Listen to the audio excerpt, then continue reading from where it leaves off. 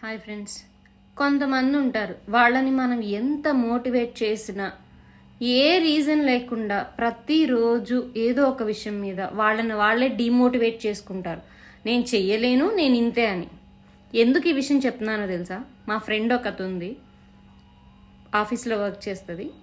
Boss అన్నాక ఆటోమేటిక్గా heavy load work ఇస్తారు. ఇది కామన్ ఎవరికైనా.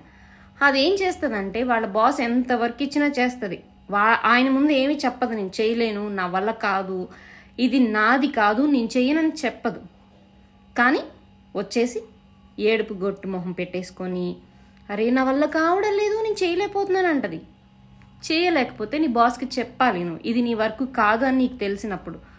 వాళ్ళు వర్క్ అసైన్ చేసినప్పుడు నువ్వేమో నీ బాస్కి ఓకే నేను చేస్తా అని చేసేస్తావు. మళ్ళీ నీ పేరు బయటికి రాలేదని ఫీల్ అవుతావు.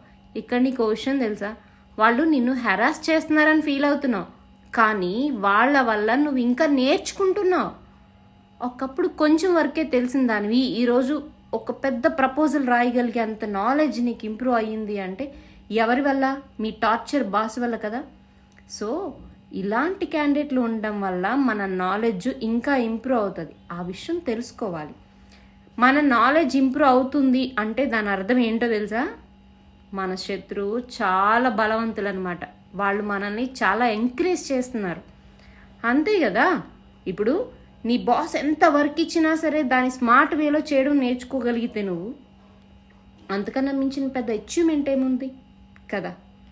సో అందుకనే ఇలాంటి వాళ్ళందరినీ మాటలు డిమోటివేట్ చేసుకోకుండా, మన బాస్ మనకి శత్రువులా ఉన్నాడు అంటే మనం లైఫ్లో గ్రోత్ సాధిస్తున్నామని అర్థం ఖచ్చితంగా. ఎందుకంటే నెక్స్ట్ వీడియోలో చెప్తా. బాయ్.